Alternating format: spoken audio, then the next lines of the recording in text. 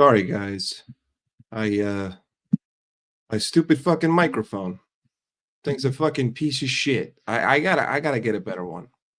I gotta get a better. I paid $50 for this, and then I put software onto it for it to sound better. But at this point, it's just the microphone's fucking me left and right. And if I'm gonna consistently be speaking, I need to invest in myself. I need to I need to show with a monetary value that I'm really trying, you know? I need to get me one of those like $300 Shure microphones because surely that'll then mean I'm a content creator, you know? Um,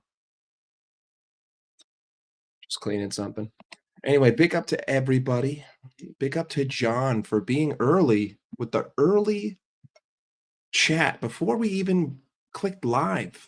Have to build momentum from second half. If Slot fails to see what he got right or disregards it, he's not the guy. Big up. Big up to you, John. Appreciate you chatting. With the flashy thumbnail, hey, listen, I don't know if I'd call that flashy, but it's a thumbnail. It's something. Just like this. I gotta show the logo. For all my Europeans out there, you wouldn't understand what Bucky's means. I'm fully confident that if Enz walked into a Bucky's, he would straight up have system sensory overload. He wouldn't understand what to do. He wouldn't be able to conceive the fact that he's inside a gas station that's also a convenience store, that's also a restaurant, that's also a fast food joint, that's also an arcade, that's also a gift shop, but it's also a gas station. He wouldn't be able to comprehend it. No. No European would be able to comprehend it. The streamer arc. Listen, I'm just talking, you know? I'm just talking. That's all. I just happen to be I just happen to be live when I'm talking. Uh Appreciate you, Ends. Big up. Hang on, Ends. Hang on. Chat. 2 seconds. 2 seconds. I gotta do something. I have to go to my own video and I have to make Ends a moderator. Give me a second. There you go.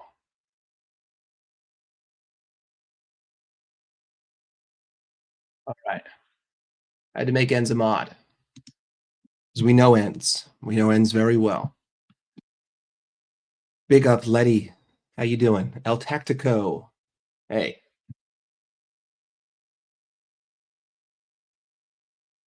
Listen, bro. It's funny.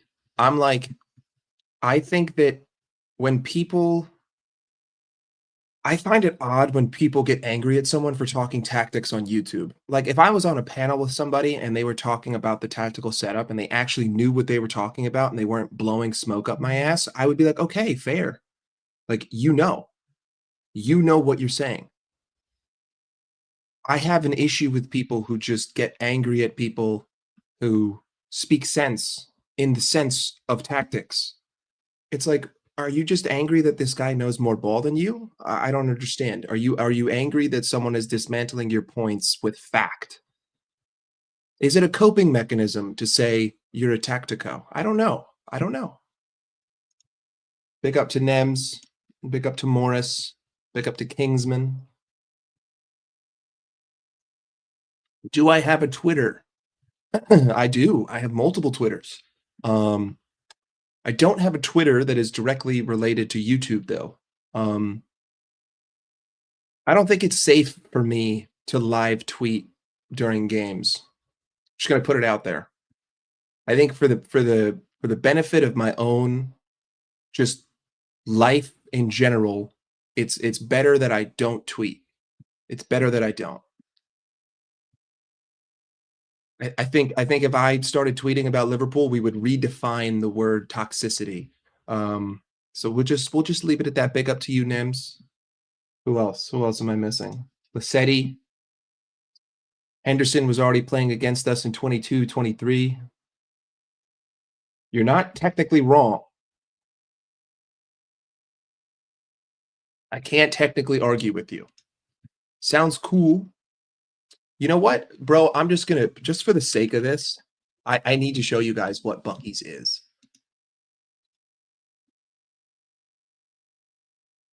I mean, it's insane. It's insane. If you're European and you've never seen a Buc-ee's before, it's wild. Check it out. This is a gas station. Look at this. This is a gas station. This is what this is.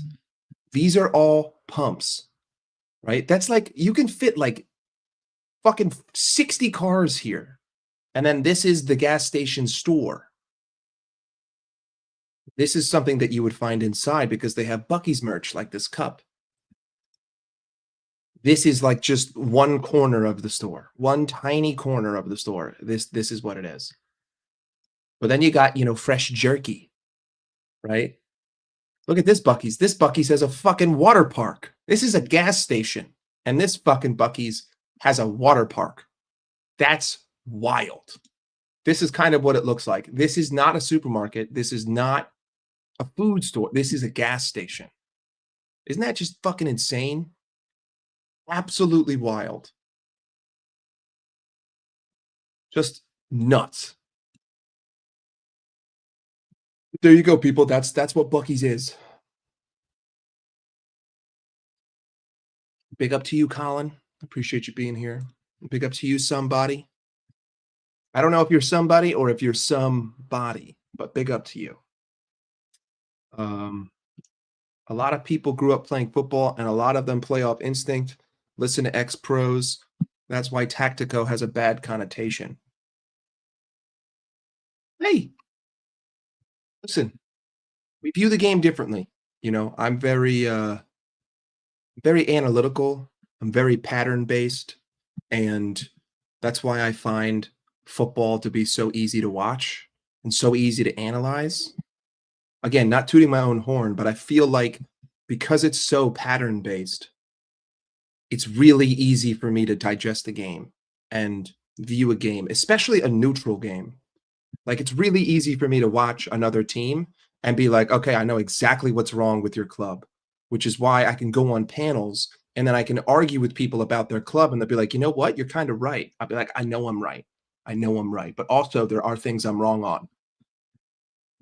Like, is it a good idea to have a stupid gimmick about wearing sunglasses to evade positive pussies? I don't know. I don't know, but I do it.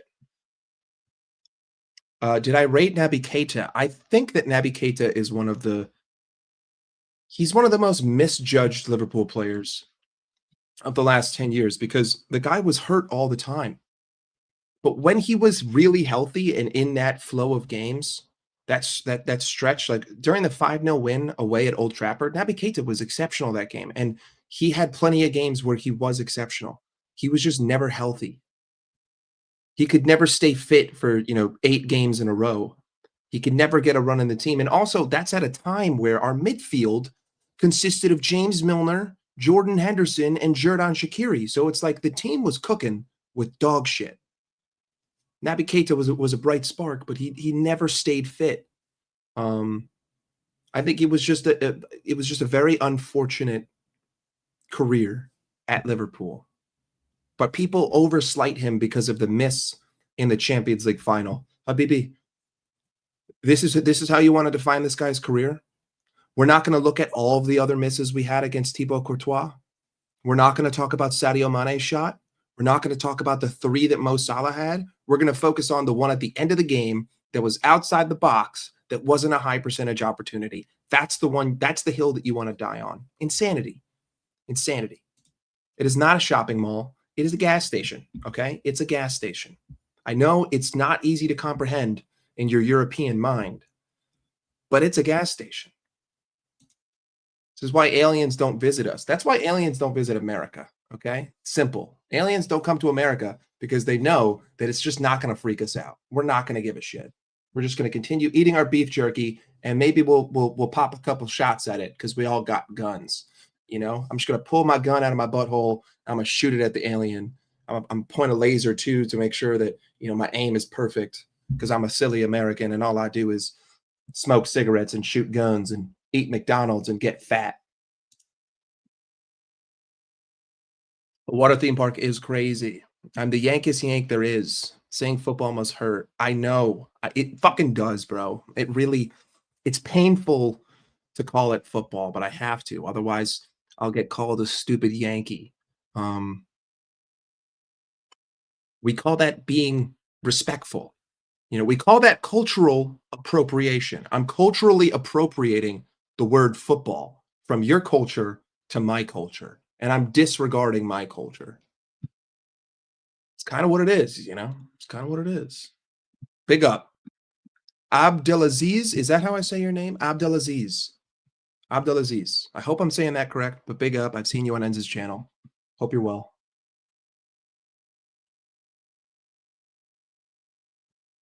I don't know you, dog. Let's see. The difference is that I have Enz's number. Like, I can call Enz. I'm going to make him a moderator. You know? Simple. I know who he is on a personal level, so he can be a mod. I have the best mustache. Tom Selleck has the best mustache, which is why he's right there.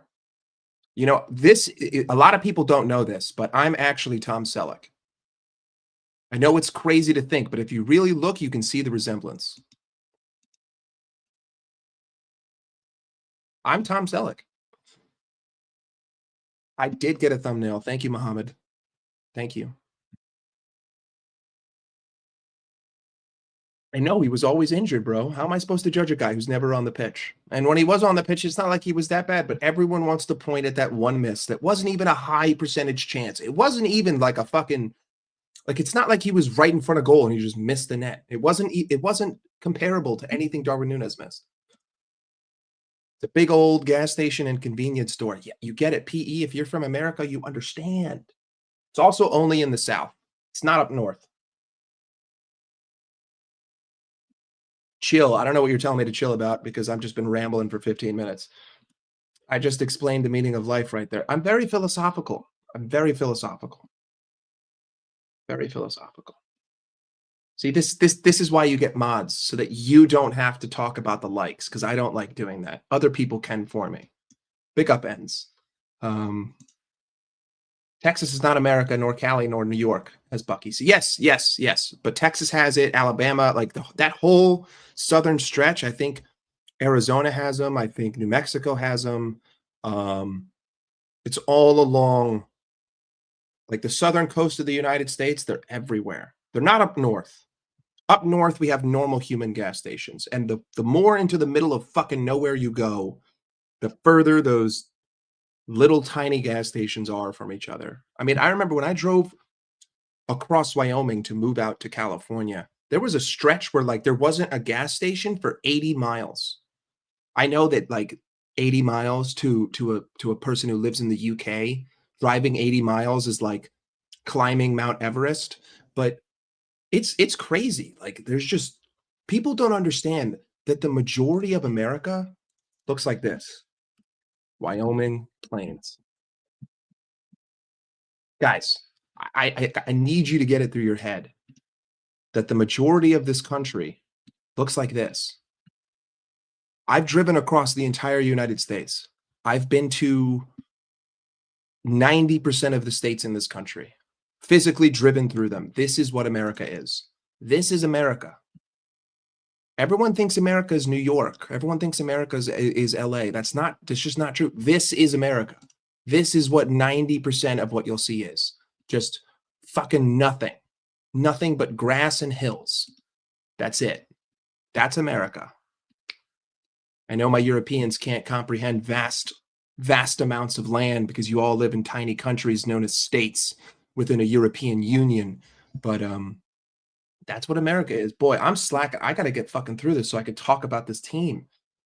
Best pizza in the U.S., Brooklyn or New Haven, Connecticut. My parents live in Connecticut. New Haven has exceptional pizza, but anywhere you go in New York, doesn't matter where you are in the city, as long as you find a local hole in the wall, you will find good pizza. The differentiating factor, if you ever go to New York, what I need you to do is when you get the slice, what they're going to do is they're going to put it in the oven. They're going to heat it up because it's probably going to be ready if you're just getting the slice.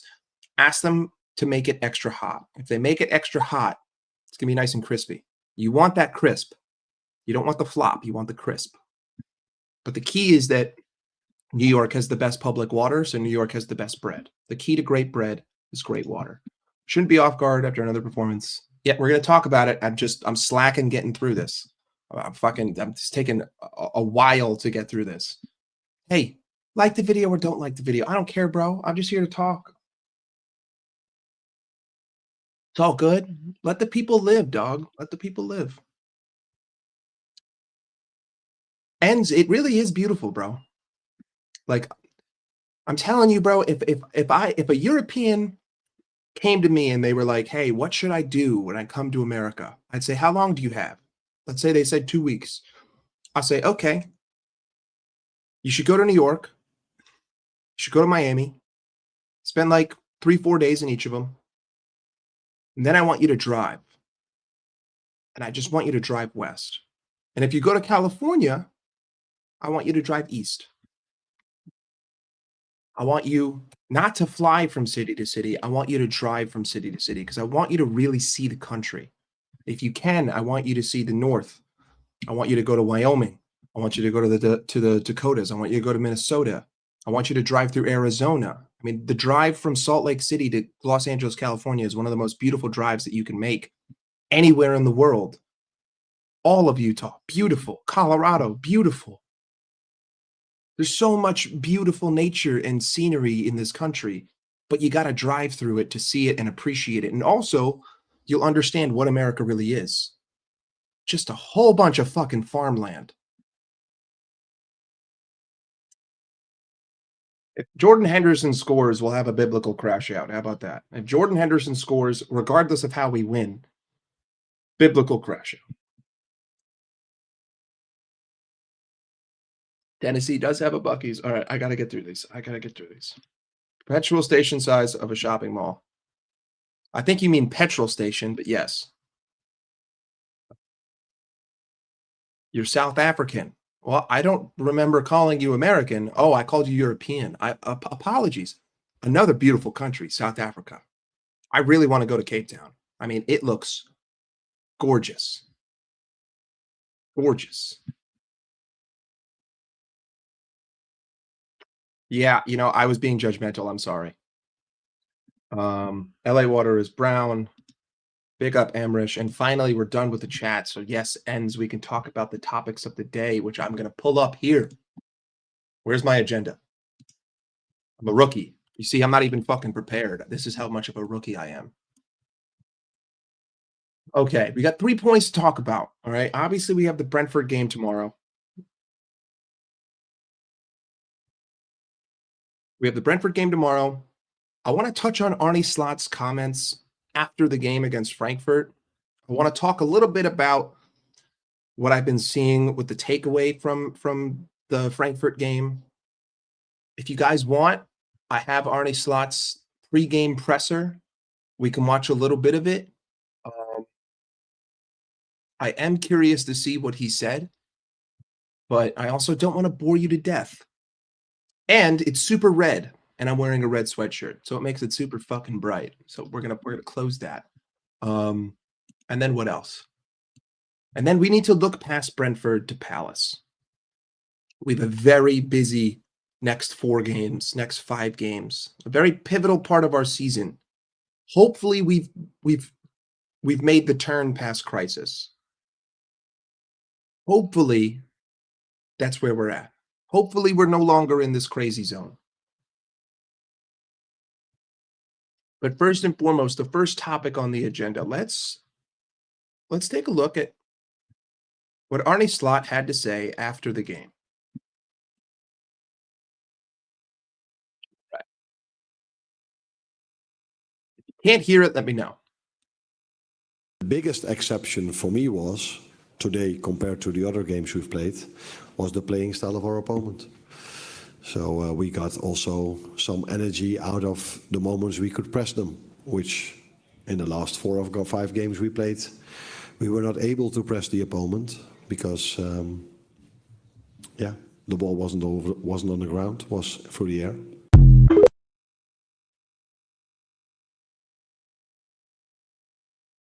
Let that sink in. It is of my opinion that Arnie Slot is personally trolling me. It is of my opinion that Arnie Slot likes YouTube, has found me as a silly little yank, and has decided to say, fuck this guy. I need to troll his ass. We were able to press, not because the ball wasn't being played on the ground. I'm sorry. We were able to press not because the ball was played on the ground. We were able to press because we forced the ball to be played on the ground. The difference between the Frankfurt game and the rest of the games that we have seen this season is because of the structure that we changed to in the second half, building up with the 3-2, having two wing backs, making everything tight, off-ball movement. When someone got dispossessed or a pass was misplaced, we had a lot of guys to pressure the ball, right? So when the Frankfurt right back found himself in trouble because Gakpo was just dispossessed, well, guess what? There were people around to compress, right? Which forced him to play on the ground. You only play the ball in the air when you have the time to look up and pick out a pass. Otherwise, it's hoofball. Otherwise, it's Jordan Henderson settings. Frankfurt did play a little bit of hoofball against us, and you constantly would see the ball land at the feet of Ibrahima Konate or Virgil van Dijk uncontested. If you're able to counterpress, and the counterpress is only there based on the way that you set up offensively in possession, teams don't have time to look up and pick out a pass. Vice versa, compare that to Manchester United. Our midfield was wide open. We were playing a 3-1-0-0-0-0-0-0-0-6. So if anyone in those 6 zeros got the ball on Manchester United, well, they had the time to take a couple of touches, look up, send it long. That's it. That's the only difference here. The reason why they didn't play the ball in the air is because of how you changed your offensive setup. I know that he knows this. I'm just convinced that he doesn't want anyone to know what he thinks at this point in time. Any logical analyzer of the game would tell you, you only go long when you know you can find someone long. You only kick the ball deep if you know that there's someone there to receive it. And you can only get in that position if you have the time to look. Crystal Palace had the time to look. In the first half, Eintracht Frankfurt had the time to look. That's how they scored that goal. For instance, give me a second. Let's pull up the Frankfurt game. Liverpool, Frankfurt. You know, this is my channel, so I just get to pull up whatever the fuck I want. That's why I like doing this. It's great. Do whatever the fuck I feel like.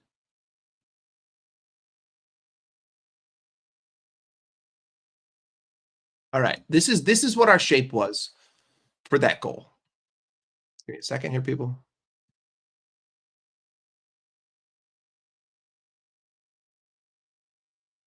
Okay.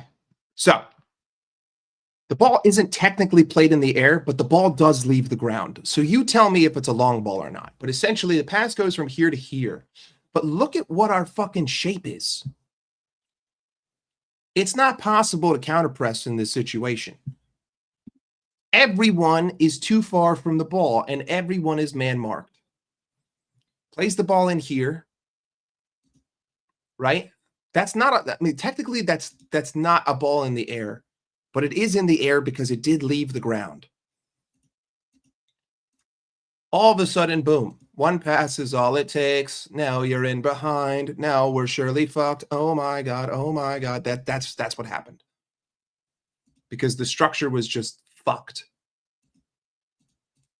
Either way, even if he doesn't pick that guy out, look at all the other options he had. Give me a second. Hold on. I need to play this so that I can go back without playing it. Look at all the other options he has. 1 second. Okay. He doesn't have to just play it here. If he wanted to, he could just go long all the way over here. Right? But he had the time. I know that this looks like Florian Wirtz is closing him down, but he's not tight. Like, that's like 5 yards. That's enough time for a professional footballer to pick out a pass. That's all it takes, people. People don't understand. All it takes for a professional footballer to pick a pass, 2 seconds. 2 seconds, that's it.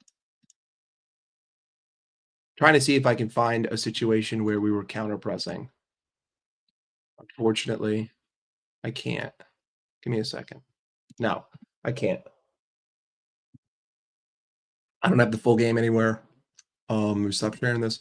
Either way, that's the reason why the ball wasn't being played in the air. It's because we changed that structure. With that picture I just showed you, we changed that in the second half. There was a lot more fluidity. There was a lot more off-ball movement. Therefore, what the fuck did I just get I just got a Discord notification. What the fuck? There was a lot more off-ball movement, so we were able to counterpress, and Frankfurt were having a terrible time trying to build out of the back because they couldn't go long because the structure was there. They couldn't find a pass. They were pressured. Exactly. Enz, you understand because you coach, but you have 1 second to look up and make a pass. If I've got 2 red shirts around you, that 1 second feels like a millisecond. If I give you 2 seconds, that's like if I gave you 2 hours to do something. If I give Diogo Dalot 2 seconds, 2 full seconds to look up and pick out a pass, that would be like if I gave you 2 hours to write me a sentence. Congratulations, chat. You have 2 hours to write me any sentence in plain English. Any sentence in the world. You have 2 hours to do it. That's the equal difficulty here of him looking up and finding someone to just hoof the ball to. Unfortunately, with the structure that we've been playing in the Premier League, you give guys more than 2 seconds.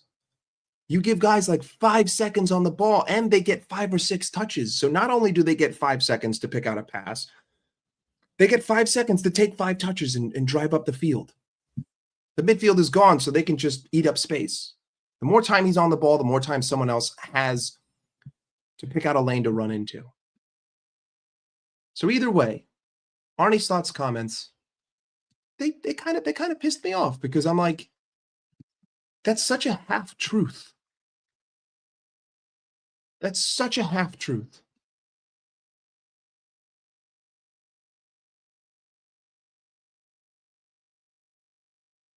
This also pissed me off.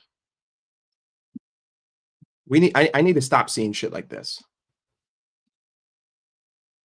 Look at this guy. Look at this fucking coping mechanism.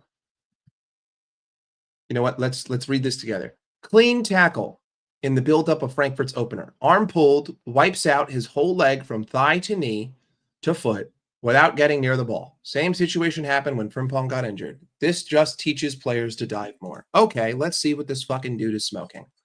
Let's see if he's smoking crack. All right. To me, physical football. That's all this is. Physical football. Physical football. I saw Florian Wirtz make the same challenge at the other end. Physical football. Physical football. Physical football. Notice how his foot doesn't even fucking land on his other foot. Physical football. At the end of the day, Florian Wirtz finds himself trying to drive into that space because he's tired of the lateral bullshit that we've been doing for the last 24 fucking minutes. So he says, I'm going to do it myself. Loses the ball. This ends up being a goal. People need to stop this bullshit of blaming refs. Stop it. It's like people talking about the McAllister head injury. It doesn't fucking change anything, dude. It doesn't change anything. Should the play have been stopped? Sure. But does that, if the play doesn't get stopped there, am I still confident? Fuck no. And even if we remove that goal, it's still 1-1. I'm still fucked. Stop talking about refs. When you're playing this shit, stop talking about refs. Stop it. Coffee's cold now. I'm done. That last one tastes like shit. Hello, Mr. Joss. Hello, Kevin. Hello, Kevin. Stop talking about referees. Enough. Enough of the nonsense. Tired of it.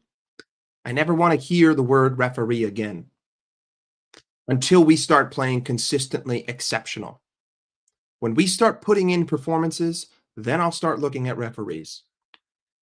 Because to be honest with you, with the players that we have signed and the players that are available to me, referees shouldn't matter because I should be winning games by 2 or 3 goals. So I shouldn't care if I don't get given a penalty. I just shouldn't, because I should be up 2 or 3-0 or 2 or 3-1.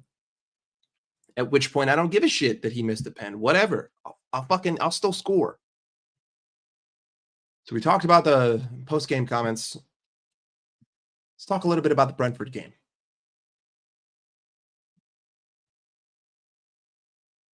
There's a lot of positives to take away from that second half against Frankfurt. With the most positive thing, give me a second to get out my tactical board. Because as the people know, I'm a tactico. So, I got to get into my tactico bag. Let's educate some people so that they can call me a stupid yank. Hell yeah. This was the major change that we made in the second half. This structure.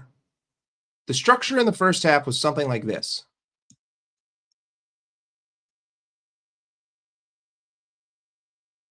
I'm not even kidding, people. This is how we looked in the first half against Eintracht Frankfurt. Do you see the mid-block here? This is what Manchester United did against us. Arne Slot, after the game, said that United were playing a low block. No, United didn't fall into a low block until the end of the game. Same thing with Crystal Palace. Same thing with everybody else. In the first half of games, this is what teams are doing against us. They're basically running a 5-4-1, and they're keeping the front five in the middle area of the park because they know if Cody Gakpo gets the ball. Give me a second. If Cody Gakpo gets the ball, I'm going to show you guys what it ends up looking like and why what I'm saying cannot be refuted. 2 seconds, people. The reason why teams are more than content with allowing us to get into those positions. Fuck is this clip? Okay. The reason why teams are happy with us having the ball out wide.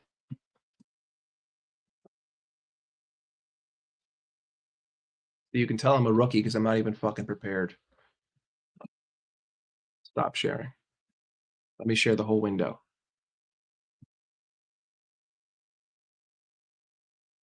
So the reason why teams are happy to play this mid block with the 5 here, right, is because 9 times out of 10, when Cody Gakpo gets the ball, it looks something like this.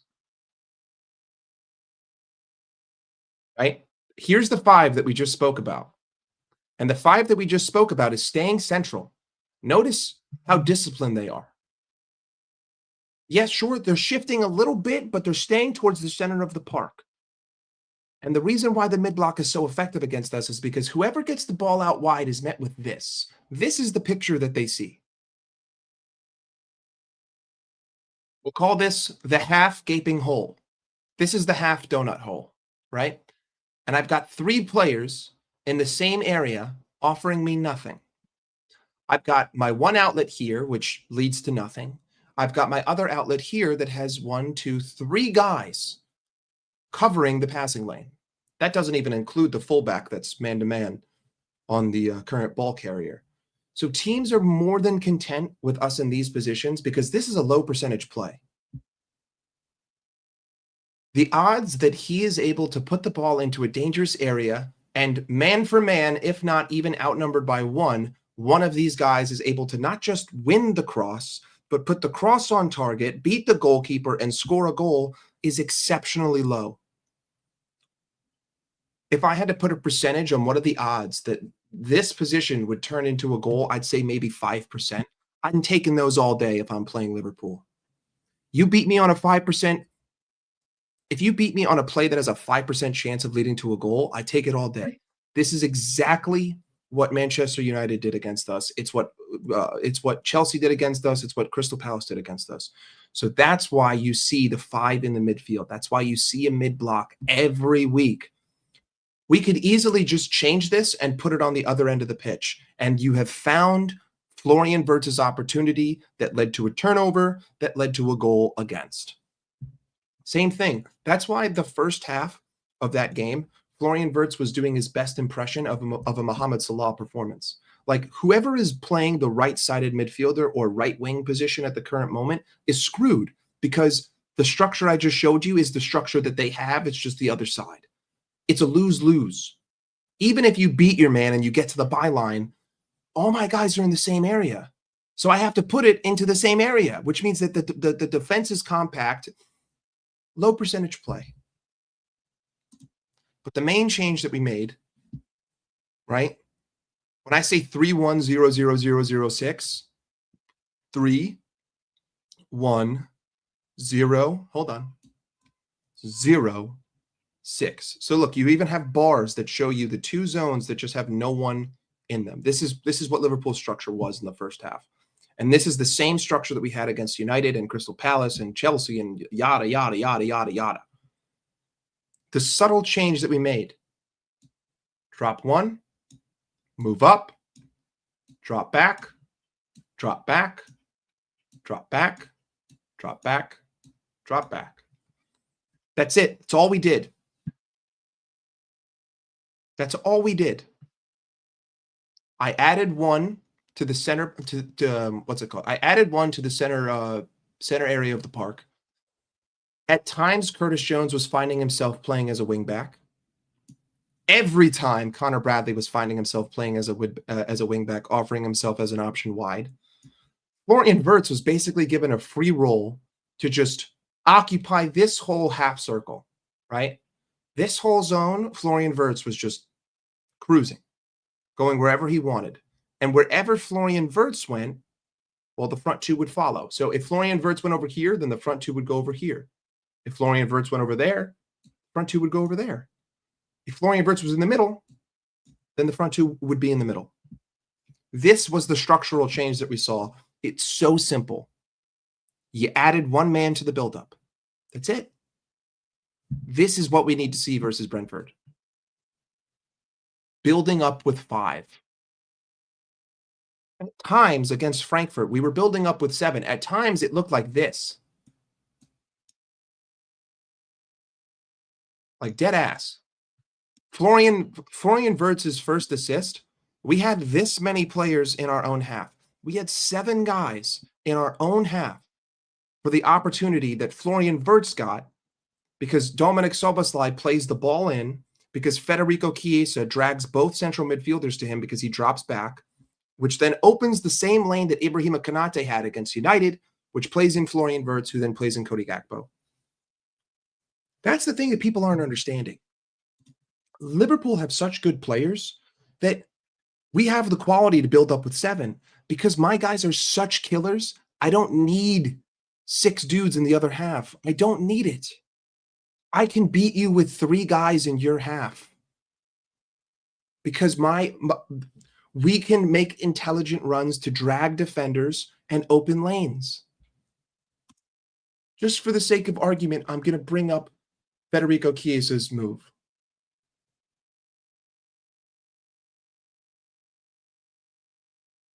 We did this yesterday. We're doing it again. 1, 2, 3, 4, 5. He just left our half. Watch what Federico Chiesa does. Something that no one else on this fucking team likes to do. Chiesa was here.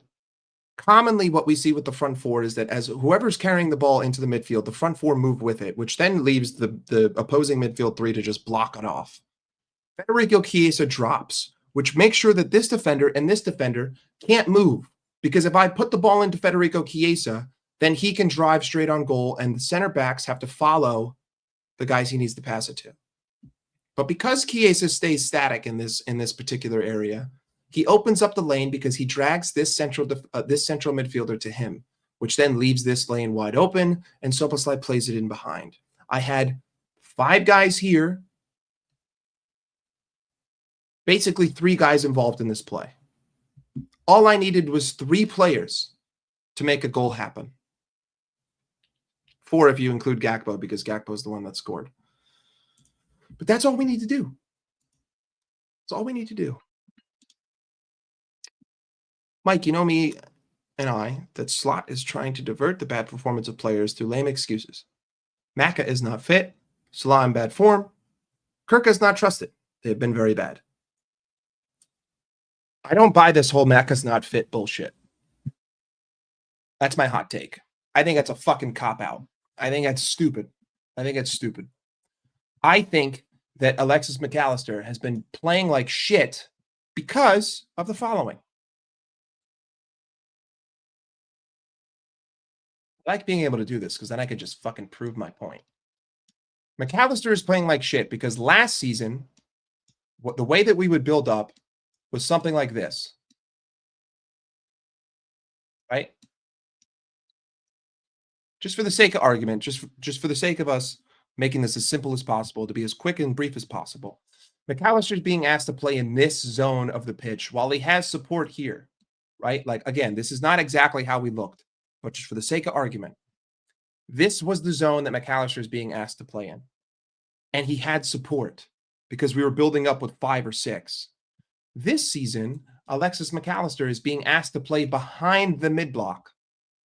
I often see him in the position of the 9, chilling over here, behind the mid block. He can't get involved in the game. And then when McAllister does get the ball in these deep areas, more often than not, we're in the 3-1-0-0-0-6. So McAllister finds himself here with no options, dribbling himself into trouble or trying to force a pass. Now, has he been poor on the ball? Yes. But has he been put in a position to succeed? No. So 2 things can be true. McAllister could be off it, which he is, but at the same time, he's also being asked to do something that's going to lead to failure. Slot played the informed players we cooked. He has to stop this favoritism thing, play the players who are hungry. Sobo, Verts, Chiesa, and especially Ekitike. I agree. Don't disagree. McAllister is amazing going forward, but he's very poor while chasing and he gives up. Again, I think that McAllister is the best of McAllister that you see is when the structure around him is proper. I think McAllister was equally exposed last season because we had the same problems against the press. The game that comes to my mind immediately is Brighton at home. The first half of that game, we were fucking diabolical. And Brighton were up 1-0 because we could not cope with the press because we were trying to build up with 4. Fast forward, we compact the build up. We build up with 5. We score 2 goals. Like, guys, a lot of McAllister's positivities and negativities are directly correlated with the structure of the team around him. Either way, Curtis Jones is playing so good that he's my left-handed 8. So we shouldn't die on this hill. We shouldn't, harp on this way too long. I got to take a sip of water out of my poop-colored water bottle. Shouldn't harp way too long on this, but ultimately, to me, a lot of his, negative output has been directly because of the structure around him. And I say that because I have half a season worth of games where I saw the same shit. We just covered it up because we were up, 9, 12 points in the league. Make him Florian's backup. I don't know if I want McAllister in the 10, but Florian is my 10. Florian is my starter, so I have to. I agree. Jones over McAllister all day. All day.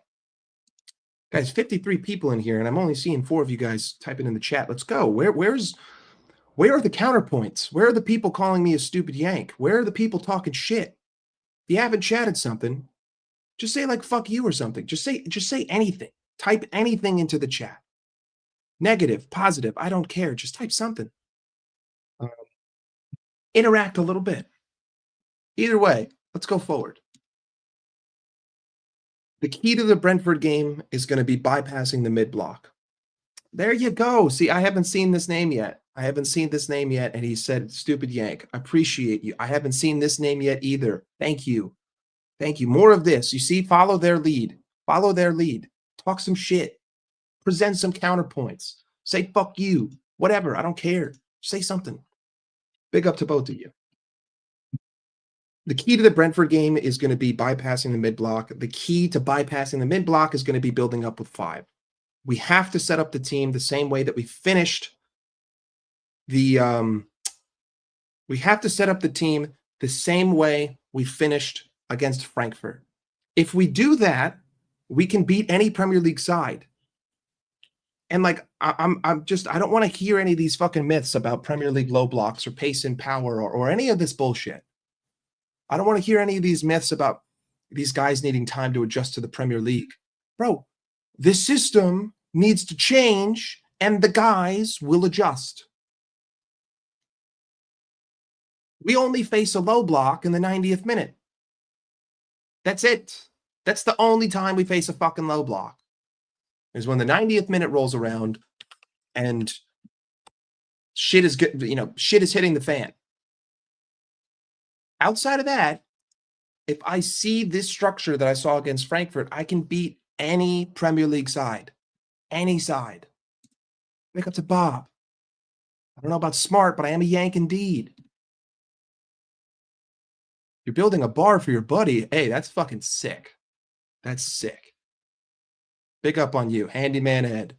Handyman Ed. Modric has a higher pedigree than Salah. I don't know where the fuck this is coming from. I don't think Salah needs to take the back seat, brother. Hello? Guys. Florian Wirtz. Did Florian Wirtz play in the same area that Mohamed Salah plays in all season? Yes or no? Answer, yes. Was Florian Wirtz good in the first half? Answer, yes or no? No. Did Florian Wirtz lose the ball that led to the first goal that Liverpool conceded? Yes or no? Yes. What is the difference between Florian Wirtz and Mohamed Salah in that position? There is none. They both fucking suck. Has Mohamed Salah's end product been poor? 100%. But how often is Mohamed Salah getting into the positions to make the end product? Fewer and further between every single game. I think Mohamed Salah can adjust and thrive if we build with a midfield five. I just rhymed. Holy fuck, I'm a poet. If we build up with a midfield five, Mohamed Salah can thrive. I'm just might as well just give me a Nobel Prize for fucking literature at this point. But that's the simple solution. He will get into form with his end product. We've seen runs of games where his form in the final third is poor.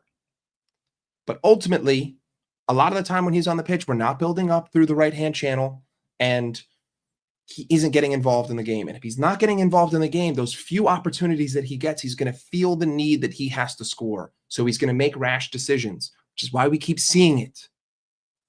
All it's going to take is for one of these to go in and he'll hit some form. But the rest of the team has to fucking work with him.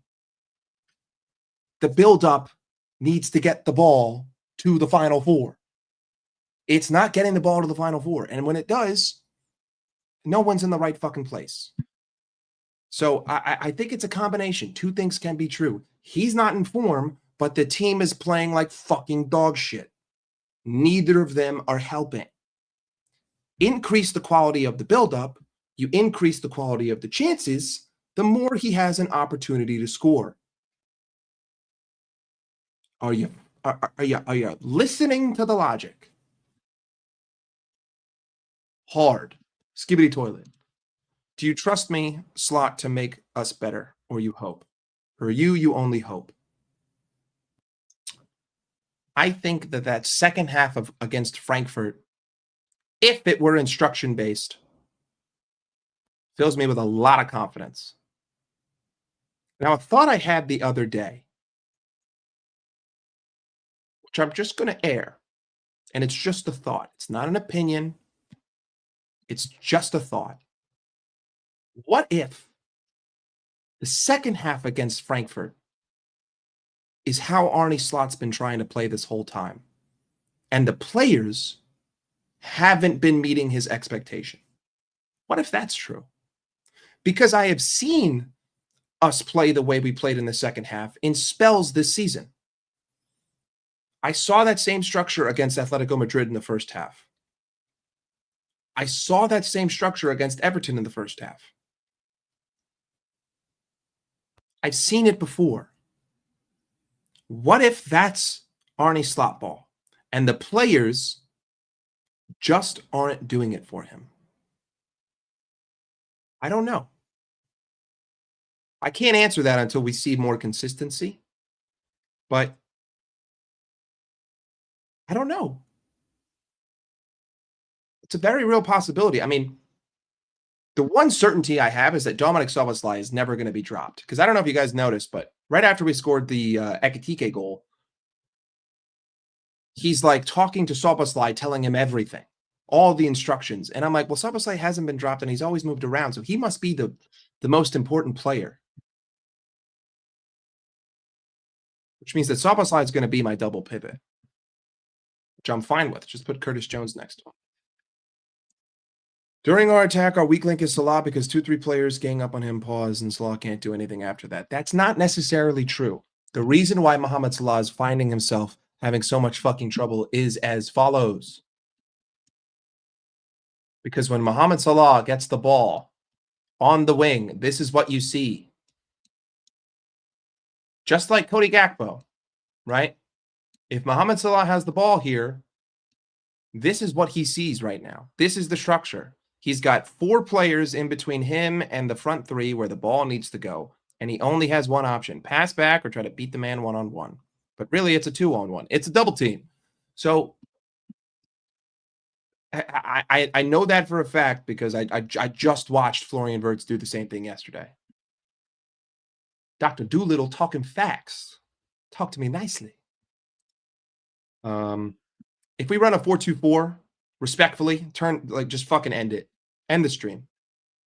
End the game, end it. Don't care. Don't care. Don't want to see it. 4-2-4 is fucking dog shit. I had no issue with the 4-4-2 press. I had no issue with the 4-4-2 press because, again, guys, the way that if the opposition has sustained possession, that's not the press that leads to anything. Get that? This is a basic football concept. You can't affect the game with the 4-4-2 the same way that you can affect the game with the counter press. The 4-4-2 is there to just cut passing lanes, right? It's just to take up areas. It's just to make it more difficult for them to play through you. That's the design of a 4-4-2. And that's what we were doing against Frankfurt for the first 15 minutes. They were playing U-ball. They were passing it around at the back. They weren't doing anything with the football in the 4-4-2. The 4-4-2 was working. What changed is that Florian Wirtz gave away the ball because he tried to make something happen, and the midfield was completely gone, and one pass is all it took. That's not the 4-4-2. That's a lack of a counter press after Florian Wirtz gets dispossessed. 2 very different things, and the structure of the midfield was just fucked after he lost the ball. But the 4-4-2 was solid. It did its job. Now, I can't believe I fucking forgot this, but we're going to touch on this very quickly. And a lot of people are not going to like this. A lot of people are going to hate this opinion that I'm about to drop. And you're going to say, Mike, you're on fucking crack. You're smoking opium. You've inhaled the devil's lettuce too much. I believe Alexander Isak was a major fucking issue for us in that first half. I think he is way too static. I think his off-ball movement has been atrocious. I think he has not been doing a good job of rotating. And I think that when we played the 4-4-2, him and Ekitike kept getting in each other's way. But one thing I know about Ekitike is that that's my fucking baller. And he'll move, he'll press, he'll rotate. Isak won't. So what Arne Slot needs to do is figure out how to make sure that people are not invading Isak's space. If Isak is going to be static, that's fine. But then he has to be in his own area, unintruded. I don't have an issue with that. But the way you're asking him to play right now, he doesn't fit. He's a static 9. He's like Holland. The chance needs to get to him. And you can't really do that with the way that we played the 4-4-2 with Ekitike because they just get in each other's way. So Arne Slot needs to figure out, how do I work around his static movement? Simple. Not to say he's a bad player. He just doesn't do enough for me off the ball. I need to see more. Chiesa has to start with Isak. The one thing that I like that Chiesa does is Chiesa will drop deep as a dummy. That's what I need more. I need that more from all my forwards. I need you closer to the ball in midfield to just pull defenders out of position. I have so many fucking killers in this team. I don't need Isak to score 55 fucking goals. He could.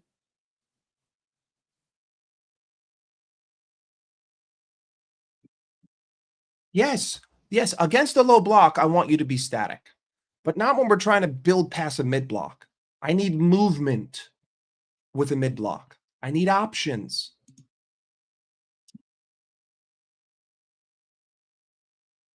Rio and Gamoa. What you mean? He will begin to score soon, but we need to either create the space for him or he needs to create the space for himself.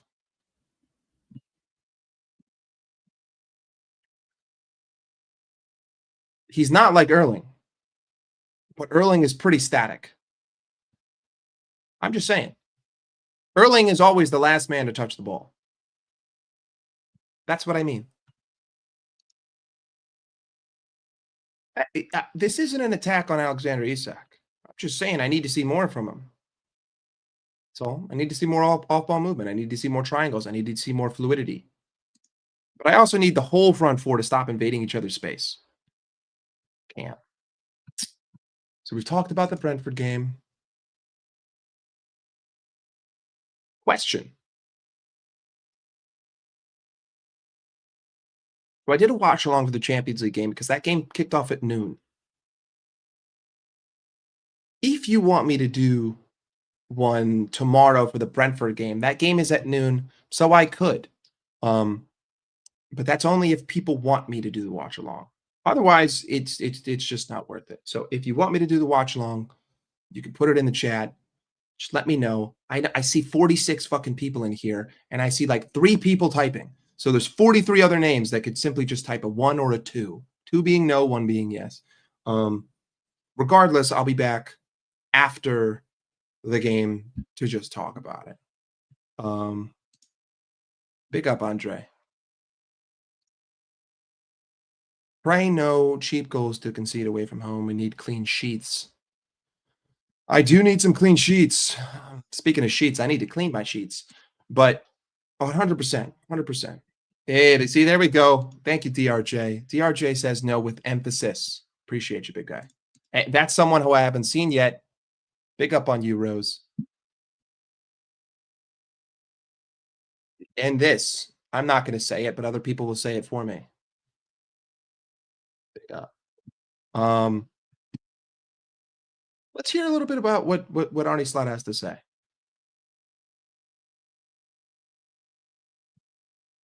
See what he talks about.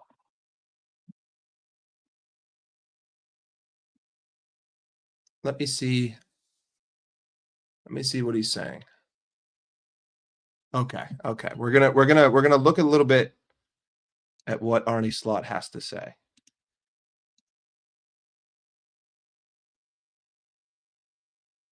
think I should wait for 1K subs. What do you mean? What does that mean? I should wait for 1K subs.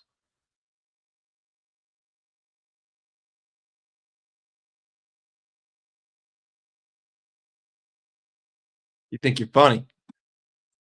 You think you're funny? You think I'm gonna look? You think I'm gonna make a move? You think I'm gonna swipe my shoulder? Crazy. Crazy. Out of your mind. Mod me, I'll say it. This is no way to talk to me. This is no way to speak to me. You don't just demand things. Who do you think you are? Who do you think you are? coming in here and telling me what to do. You're out of your fucking mind. Anyway, let's talk. Let's listen to what Arnie Slot has to say. But I am going to pick up the playback speed. So if you can't understand, well, that's not on me. I'll turn on closed captioning for all my people who can't listen to things quickly. Palmer, can we start with the latest on the injury front, please? Isak, Frimpong, how are they? Gravenberg as well, is ready to come back, and how far away is Allison? Jeremy is not in a good place. What I mean with that is that he's definitely not going to play today, tomorrow, or next week. Hamstring injury, so that's going to take a while. Alex, not too bad. Question mark for the weekend, and so let's see where he is then. And that's the same to be said about Ryan. He didn't travel with us, so today we are in again. Yeah, yesterday we were in as well, but we had a day to travel. Let's see where he is today, and Allison is not in the squad tomorrow. Do you know how? Okay. My boy Jeremy, bro. My boy Jeremy. He's not fucking available. It sucks. Looks like Rab won't be playing. Looks like Isak won't be playing. That's also going to take a little bit longer. Yeah. Obviously, Alexander and Jeremy, the big minuses. I don't care about that. I don't care about your this. best starting lineup, and I suppose where does Mo figure in respect to that, given the way his season's gone so far? It's not only about the new signings and that changes things. I think it's about having a lot of very good players. So what is your best lineup? I think a lot of things go into that. The team you face, the tactics the other team plays with, the form of the player, the connections between the players. I think if you look at all the big clubs in the world, they all have more than 11 players that can play a game.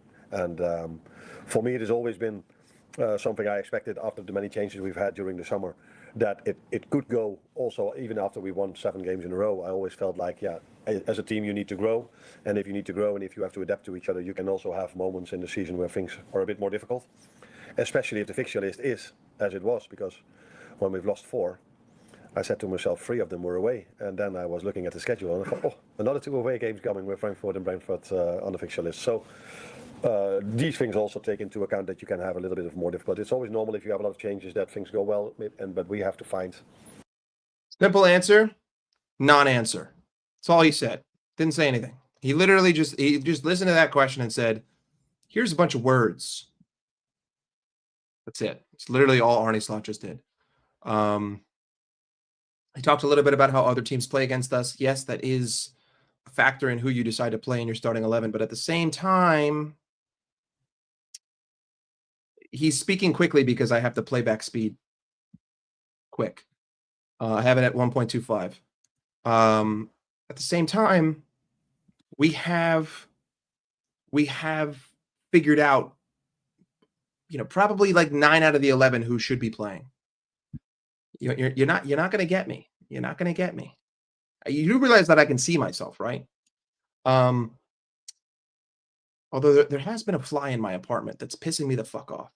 Regardless of that, we do know basically what the best starting 11 is, but we also know that the starting 11 does not matter. The second half against Frankfurt proved that the way you play, it means so much more than the name on the back of the jersey. That's simple. That's simple. Wasn't the players on the pitch that made any difference. It was the way that we fucking played. What's the next topic? Difficult moment. Don't care. Still creating a lot of chances. I need to fucking hear this. You mentioned about negativity, possibly externally. So how do you block it internally? How do you keep that focus on only the positive things rather than the potentially overwhelming negative things? Yeah. I don't think I would use the words negativity, but what I mean with that is that there's more focus on, let's say, the second half against Frankfurt. I think everybody said, what a control, they just keep ball possession. When we were trying to do the same thing in the first half against United, because, you cannot go, there were 11 players behind the ball in one pass. Yeah, ideally you can, but it's not so simple. And when then Ibu waits a bit longer, waiting for the right option to find, then it's they need to hurry up more. And then he finds Alexander Isak in between line and he finds Dom. So that is the difference what scoreline does to the opinion of people. And what I need to do is showing them every single time what do we do well and what do we do wrong. If we win or lose. So my meetings are similar. Maybe on a small percentage you include certain things if you lose a few more or if you win a few more. But I told them every single time from open play, we are the team that generates the most chances from all the teams we've played. But we've also conceded more than I like. But that also comes from the fact that we every time have to chase the game. Because when we were 3-1 up against Frankfurt, we didn't concede a chance anymore. So these are things I try to tell them, as well as I try to tell them that the main difference between this season and last season is the playing styles we face. This fucking asshole. This fucking asshole. The main difference is the playing styles that we fucking face. Bro, you just talked about how Ibrahima Konate feels the need to rush something because there's no options. Well, there's no options because the players are being told to be in fucking positions that make no fucking difference because we're building up with a 3-1-0-0-0-0-6. Holy fuck, it's so simple. It's so simple. Teams are changing the way they play against you because you play like fucking dog shit now because you build up with a 3-1 rather than a 3-2. Add the extra man. Doesn't fucking matter how other teams play against you. Like, Jesus Christ almighty on a fucking popsicle stick. This is such basic analysis. What the fuck else does he have to say? So I've looked in when we were a few days off, I've looked at the fact how many long balls we already had to defend. 178. Fuck off. And then United game, and we had to defend 59 long balls. That's different than the first half of last season. Not as the second part of last season, but as the first half. The way to unlock it. Dickhead. Magic, which we had in the first half of the season a lot. I don't even want to fucking listen to the end of this statement. Long ball my fucking ass. They play the fucking long ball because you don't have a fucking counter press. And you don't have a fucking counter press because your offensive structure is garbage with a giant fucking vagina in the middle. A donut hole in the center. Again, this is why I think he's trolling me. I think he's trolling us all. He wants us to think he's stupid. He wants us to think he's stupid. A lot of emotional plays now in terms of getting the heart as well. Vinny talked about how Mo might be feeling. 10 is not an opposition using long balls. I can't fucking bear to listen to that. I am not listening to the long balls again. Curtis Jones, great. Salah struggling to score, don't care. Constant changes to right flank. What does he have to say about this? Yeah, 3 different right backs you take this season, and personal changes. Do you think that has had any sort of impact on the game he plays? Could. Not particular, maybe the right fullback. Could, by the way, because he's maybe his whole Liverpool career he played with Trent, maybe, yeah. So it could. But like you just said, I think he's been in promising positions often enough for him to score goals. But maybe with Trent even more, I don't know. But I think in general, for every player, if you have quite a few changes in your squad during the summer, then everyone needs to find new connections again, and that goes normally like this a little bit. And Mo is not an exception to this because he's also a human being, like all the others. So it might have something to do with. I can't listen to this guy anymore. He's just telling me nothing. He's just telling me nothing. We're done with this segment. We're done with this segment. I don't want to listen to it. I just don't. Let's go into a lineup builder. Let's figure out who we should play. Let's figure out what we should do. Let's call it quits. That just fucking zapped all my goddamn energy. In goal. Mama da mama. Mama da mama. Mama da mama in goal. Van Dijk. Van Dijk as the center back. Virgil van Dijk. Ibrahima cannot as the other center back. Connor?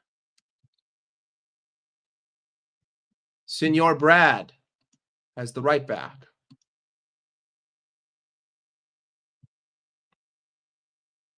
William Wallace as the left back. Curtis the Boxer.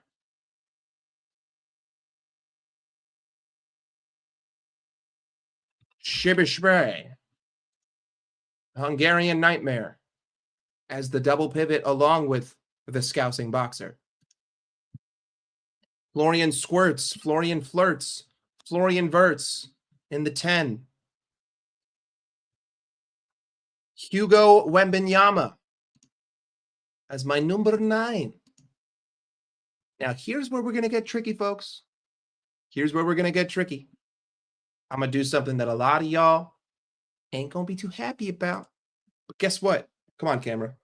My word is law here. This is my university. This is my universe. My word is law. What I say goes. And what I'm about to say is going to piss you the fuck off. It's going to piss you off. I can already tell. Schmacking my po. Cody Hakpo. And on the right wing, drum roll, please. Mo Salad.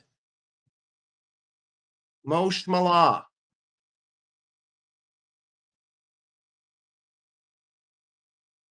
This is the starting 11. This is what I think Arne Slot will do. This is what I think Arne Slot is going to do. Personally, in my personal humble opinion, this is what I think Arne Slot will end up doing against Brentford. Now, the important thing here is that we actually fucking build up with 4 players. If we build up with 4 players, I think we will see more out of Mohamed Salah. If we build up with 4 players, that'll free up some space for Connor Bradley to come over here. That'll free up some space for Andrew Robertson to come over here. Slot will change it just to fuck with you 100%. I haven't seen this name, so thank you for saying something. And if you haven't chatted yet, what the fuck are you doing? Say anything. Say fuck you. Say pussy. I don't give a shit. Just say something.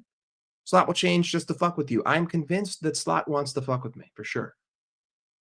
You see, we have a connection. He wants to troll me. Chicken curry masala. Listen, if we had Jamal Musiala, this would be an amazing pun. But we don't have Jamal Musiala. This is what I think we're going to end up running. I need to flip these guys, though. Something like this. I don't have any issues. There's nothing that's glaringly wrong with this picture because I don't think that who we start matters too much. If we play vagina ball, build up 3-1-0-0-0-6, the names don't matter. If we build up with 5, the names will show up. It's that simple. When it comes to this particular game, Senor, this is how he will set up. You know, prime Barcelona, right here. This could be prime Barcelona. Build up with 5, build up with 6. Actually use all 6 guys to unlock all 4. I don't know. If I use all 6 of these guys properly, maybe my defensive transition isn't so fucking dog shit. Maybe it's not like cutting down me like a hot dog down a fucking hallway. It's not a gaping fucking hole in my defense. If my offensive structure is correct. So to answer your question, huge heart. That's what I have to say. Now, what could we do with this formation? If we really wanted to, how could we change this? How could we change this? Well, I just see that some guy named MB doesn't exactly like the 4-2-3-1. Buddy, I'm just putting up what it's going to look like on the fucking screen on the ESPN app. But you could do something like this. If you wanted to, you could do this. You know, if you want to see something else on the ESPN app, you easily could fucking mark it like this. Classic 4-4-2, old English football. Let's batter this brick wall to death. I could see this happening. In fact, I could even see it going into like a 4-4-1-1, and then the it rotates, right? I could see a lot of malleability with a structure like this. Offers a lot of room for rotation, offers a lot of different looks, but again, I'm like beating a fucking dead horse here. It doesn't matter what formation you put on paper if you build up with 4. Again, this is just on paper. More than likely, Florian Wirtz occupies this zone. He's just rotating. But you got to build up with 4. I'm sorry, you got to build up with 5. Sometimes 6, sometimes 7. Either way, I don't have any fucking issues with this. In a 4-4-2, I see Salah playing as a striker. I mean, you could even rotate Salah. Like, let's say you wanted to play a 4-4-1-1. You could even do this. Like, this could be the picture in the game. When you operate the 4-4-2, you have so much malleability when you're building up. Now, when it comes to just the standard press, right? Because we know the press doesn't do anything but clog passing lanes. Probably going to look something like this. But in possession, this offers you a lot of different looks. But it doesn't change the fact that these are the 5 most important players on the pitch. The most important players on a pitch are not the players that score the goal. The most important players on the pitch are the players that help you bypass the opposition midfield, because you can't score without bypassing the midfield. The back 6 are the most important players, the back 4 and the double pivot. That is the key to Liverpool football going forward. Those 6 guys are way more important than anyone up front. And the structure that those 6 guys hold will be directly indicative of the amount of chances and the quality of chances we both score and concede. I'm not fucking picking either one. Y'all are the ones calling me these things. Also, respect me. I have better opinions than Ted Lasso. I wouldn't dare coach Tottenham fucking Hotspur. All right? How dare you? Who do you think you are? You know what I got to do? If I'm going to start streaming regularly, I got to get me one of those fucking stream decks. And I got to just like, I gotta get like different sound bites, and I just click. One of them is going to be, who the fuck do you think you are? And another one's going to be, what the fuck is that? From Full Metal Jacket. Be a lot better. Y'all be calling me some crazy ass fucking names. Ted Lasso. Tom Selleck. Porn star mustache. Anything but my fucking name. Bert scores tomorrow. Praise Christ. Inshallah. Whatever you pray to it that he scores tomorrow. See, hey, there we go. There's another name I haven't seen. Da Vinci's Vault. All you lurkers who haven't said anything, say something. I know that you're sitting there and you're thinking to yourself, if I engage in the chat, that means I watch football YouTube. You've already been watching it, so engage. Say something. Call me a pussy. Call me a bitch. Call me a stupid name. You know, fucking reference my appearance to some dumb character. Say, shut up, dumb Yankee. Just say something. Engage. Interact. I want to hear from you. There we go. See, John Thomas. John Thomas knows what's up. Big up, John Thomas. Thank you. This is another one I haven't seen. Huge Shart. Huge Shart. It's an interesting name. It's an interesting name. Interesting name. That's another name I haven't seen. Zepsky. See how easy it is? See how much more fun it is when you interact? It's not like there's fucking 4,900 people in here. I can see what you're chatting. And I can click on it like this. All right, pussy. There you go, Maze. Don't you have fucking anime to watch? With this fucking Dragon Ball Z shit. You're calling me a pussy? Bro, turn on Cartoon Network. You see, we're having banter. We're having fun. We're going at each other. Any good places to watch Liverpool FC in LA? Fuck no, dude. Fuck no. Games air at the crack of fucking dawn. If a game is at 12:30 UK time, that's 4:30 local time here. I'm not going anywhere at 4:30 in the morning to watch Liverpool, especially Liverpool playing like this. So no, there isn't. There's no good places in the entire city of Los Angeles to watch Liverpool. There's none. Zero. There is this place called Cosm, actually. I'm going to show you guys something. Your European mind's not going to be able to comprehend what I'm about to show you. Contrary to what you might think, this is in fact not. This is a place called Cosm. That's a screen. This is a giant screen that's like 50 feet tall, and it has different views in games. So basically what they do is they put you, like this would be during halftime or during before the game, and then it just gives you a completely different view of the game. There are no announcers. You only hear the atmosphere. They have this for UFC fights. They have this for American football games. They have this for baseball games. It's really quite something to go to this. But they charge you out the fucking ass for tickets. I'm glad you asked, Huge Sharp. It's like fucking $250 to have one of these seats. They have different levels. It's like $50 for standing room only. They charge you out the fucking ass for it. But it's cool. It's cool.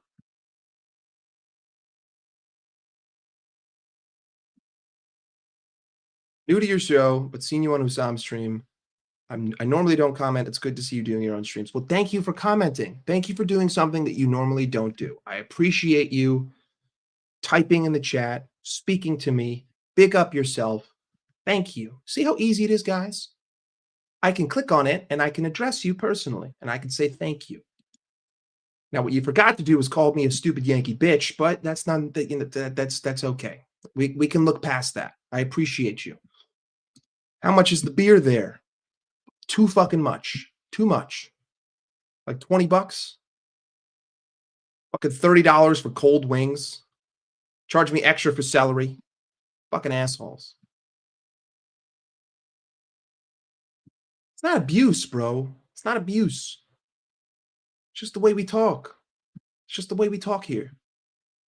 I'd rather see negative interaction than no interaction. You know what I mean? I just want to see the people interact. I want to see who's here. I want to see who's saying things, who's saying what's good. See, it's not toxic. It's not, because I don't think it's toxic. It's not coming from a toxic place. It's coming from a, yo, what's good? Two very different things, right? It isn't like, hang on. Calling me Mike Caulk, that's not toxic. Hey, big up, by the way. Didn't see this. That's not toxic. This is in my language, this is hello, good morning, how are you? Hope you're well. That's just the way I roll. This is hope you're doing great. Have a wonderful day. What John Thomas told me is have a fucking great day, Mike. What he's saying is you're a beautiful human being. He's saying I'm a megastar. I'm a rock star. That's what he's saying. He's telling me, yo, you're incredibly talented. You see? There you go. I don't know. I mean, like, this is a decent time for me to go live. I do have a thumbnail now. It's very therapeutic to talk. It's very therapeutic to just speak to people and air my thoughts, because then I don't think about Liverpool really a lot the rest of the day. So at least for the time being, probably. We'll see. We'll see where it goes. We'll see how it grows. We'll see if the chat can stay engaged, because the less the chat is engaged, the more I feel like I'm just talking into the ether and people are just listening, you know? It needs to be a 1-2. Hey, there you go. There you go. Remember, guys, it's all in good faith. I'm not saying do it every time. I'm just saying, you know, sometimes all you got to do is just air a little bit. You know? It's really just a way for me to try to get all the sleepers in the chat to say something. But also just understand that there's nothing on the planet that you can tell me that will ever offend me. There's just nothing, because I don't know any of you. You're just people on the internet. You're just names in a chat. You can't offend me. Depends on whether or not we're set up properly. If we're set up in a 3-2, no. We build up with 5 and the midfield structure is there. Not worried about long balls. Have I ever been to the United Condom? No, I haven't. Don't even know what that means. Mr. Lasso. Well, unless you're calling me a condom. Wouldn't make any sense. Which team do I dislike more, Manchester United or Real Madrid? I dislike Manchester United way more. Fuck those Mancs. Fuck them.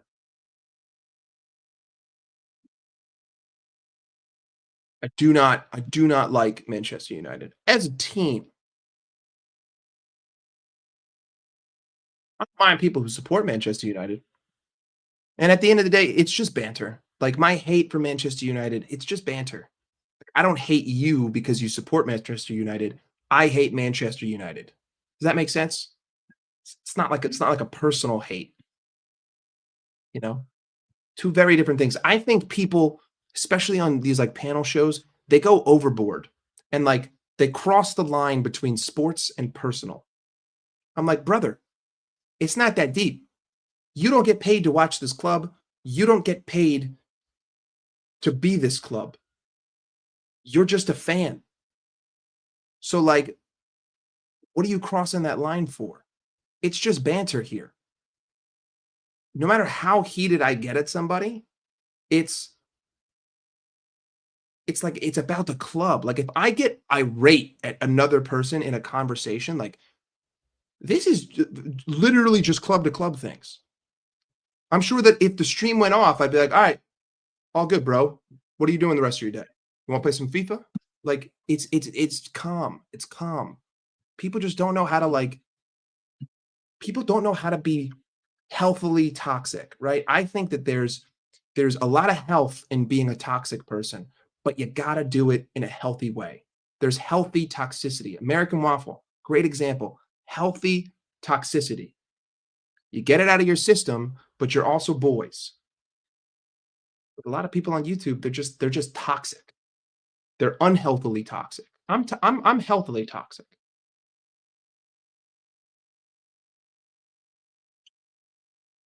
We'll see. If it's a 4-4-2 and the midfield is proper, I don't mind who's playing on the right. If we operate with the 5 built up, you'll probably see Bradley in as a wing back, as the wide option, and you'll see Wirtz and Salah more centrally. Hey, big up to you watching from the Caribbean, Manchester United fan. Fuck Man United, big up to you. See how that's healthily toxic? See how I personally gave him accommodation, but then I also threw an uppercut and said, fuck the club you support. Simple. This is how you engage with people. How long do I give Slot? If we're more than 10 points behind Arsenal at the turn of the year, that's my final straw. But he's shown me in the second half of the Frankfurt game that he has the ability to change. So let's see if we can see some consistency there.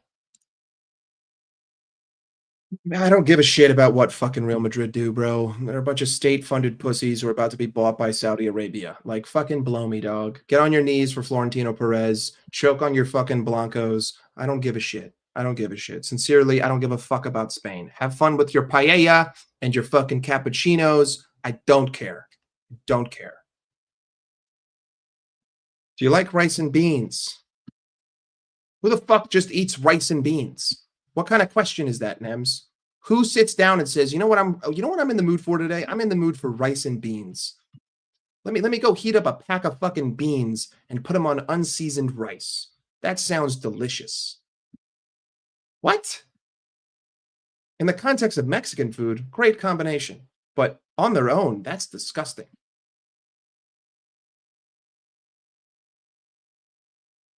We in EU make fun of Trump. This is the same there. Or do you guys need to be cautious?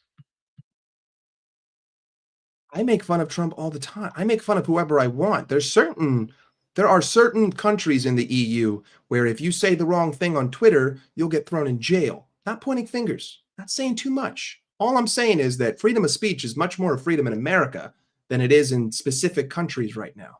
So to answer your question, yes, all the time. Not many people understand that. I know. We got a lot of thick skulls. We got a lot of thick skulls on the internet. A lot of thick skulls on football YouTube. A lot of people who don't know jack shit and who speak like their word is law. They act like a preacher that has heard the gospel. Meanwhile, they spark notes the Bible. Hello? Blow it out your fucking ass. The book is about to fall. Check it. No, it's fucking, this is not about to fall. Also, I just realized I have a knife on top of my book. But it's not about to fall. By no means is that has never moved. That has not moved for weeks. It will stay there. Have you ever heard of physics before? This is what's known as gravity. Friction. I gotta put that knife back, by the way. Big up to TJ. Big up to TJ. 100% on American waffles. See? Bro, me and TJ were calling each other names this morning. I think I called him an inbred piece of shit because he talked about me going live. But then right after I called him an inbred piece of shit, he said something about whiskey. And I said, hey, Buffalo Trace is a fire whiskey. Then we started talking about whiskey, and then it's simple. Halas. We move. I got to cut it with all these Arabic phrases. I hang around Hussam too much.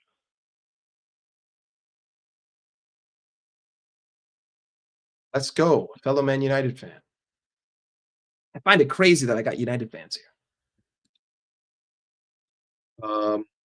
Lasso can see the future with your glasses.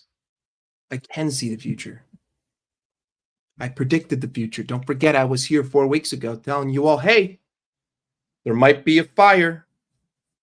Then I had to get gaslit for an hour on Hussam's show. There's no fire. And then 48 hours later, I get apologized to because there was a fire. You tell me if I can see the future, huh? I like to think of myself as an oracle. You can either listen to the word or you could ignore it. Sorry, I sound like such a pompous dickhead, but I like leaning into this character. Morgan Gibbs White, I feel like I can finally breathe. I don't know what the fucking context of that is, but I haven't seen your chat, so big up to you. It is a dead food. It's a dead fucking combination. Who eats rice and beans on their own? If you do that, you're psychotic. Or you're like next level healthy. Hey, listen, I haven't seen you either, Mr. Real McCoy. I don't know what this is. This, I think your profile picture is the continent of Africa, but in the shape of a woman bending over and showing her ass. It's an interesting profile picture. Don't know what to think of it, but come on, dude. Shit happens. See, now I'm falling behind. Nems, it's rice and peas. That's still fucking psychotic, Morris. If you eat rice and peas just unseasoned by themselves, that's crazy. That's nuts. Bro, English food is a next level disgusting. I don't ever want to hear anyone from the UK talk shit to me about food. Brother, your national dish isn't even English. Neither is mine, but neither is yours. You're not even the best at exporting tea anymore. Think about that. Who would I start on the right versus Brentford? I already said we're probably going to see Mohamed Salah.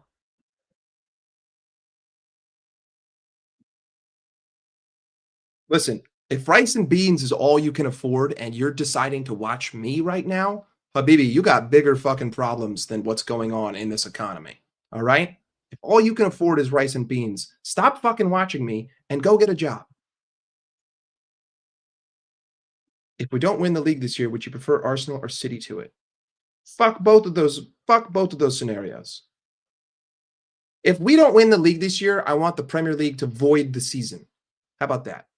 If we don't win the league this year, the Premier League has voided the season. That's why we don't win the league.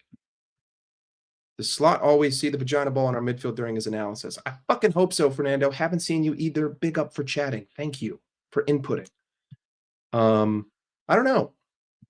I'm fucking behind on these chats. Jesus. His taste in food is horrible. Idiot. There is no such thing as freedom of speech. Yes, there is. McCoy, what are we talking about? Yes, there is. 100%, especially in America. There is such thing as freedom of speech. In other countries, specifically European Union countries, I would argue to the contrary. But this is a different conversation, and I don't want to digress into politics. Otherwise, we're going to have to start becoming a variety streamer. But it looks annoying. Move it. Yeah, so because it annoys you guys, I'm leaving it there. I didn't look. I did this. I didn't turn my head. Rewind the tape. That's not a good look, Mike. I don't know. I'm so far behind, I don't know what you're talking about. None of my streams will ever get monetized at this rate. I don't give a shit. I don't care. I'm not even at enough watch hours to be monetized. It is what it is. You think if I were doing this for money, I would just have a bullshit thumbnail like that? I'm just doing it for fun, bro. Now, if it does get to the point where some serious money can be made, I'll just add a little bleeper function, and I'll just click every time I want to curse, and then it'll just bleep it out, and you'll just be able to read my lips. We ain't in the Matrix. Relax, El Tactico. The Oracle Mike Das. See, that's a little bit too pompous. A little bit too pompous. I'm blowing smoke at my own ass at that point. Yeah, but you still need to season the rice and the beans. There still needs to be something else. You can't just do rice and beans. That's insane. There's got to be a meat there. There's got to be something else.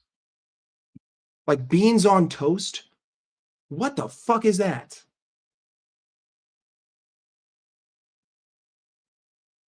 What's my favorite chocolate? Chips and drink. By crisps, I'm assuming you mean potato chips, for which I would say Cape Cod. By chocolate, milk chocolate, and drink,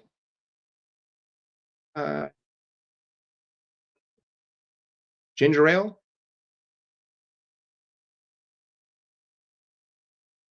They're not terrible. What's with the Tom Selleck pick? Well, Android, I haven't seen you chat yet. Thank you for typing something. You see, I don't know if you've noticed, but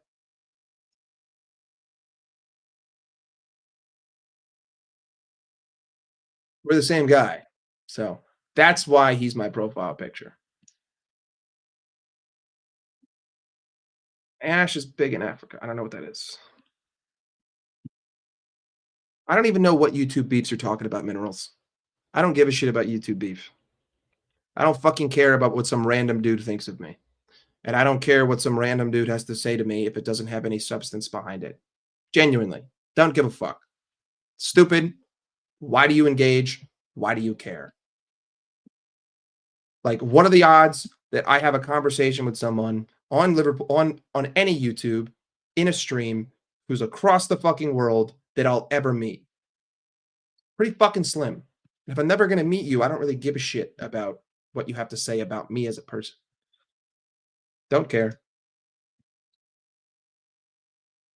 Buddy, I don't even know if you're a Liverpool fan. Would want Palace to win it. Is Woody Johnson buying? Are you a Jets fan, Ed? Is Woody Johnson buying Crystal Palace? Tell some of those who don't know about the vagina ball what it is. The big hole in the middle where the other team can counter. Yes, this is true. This is true. I mean, there's vagina ball. There's the chlamydia zone. There's a whole bunch of sexual references and innuendos that I use to describe the game because it's just easier to talk like that. You know, you guys don't want to listen to like X's and O's. You guys want stupid references. The knife seems a threat if you ask me. Well, I ate a steak the other night, so that's why the knife is there. Just didn't put it back. I didn't look. I did this. It's not a good look with the knife being there. Bro, it's a fucking steak knife. I ate steak. I was lazy and I didn't put it back. Mind your P's and Q's. In Mexican food, I eat rice and beans. Rice and peas and chickens is... See, there you go. But you added chicken. You can't just say rice and peas.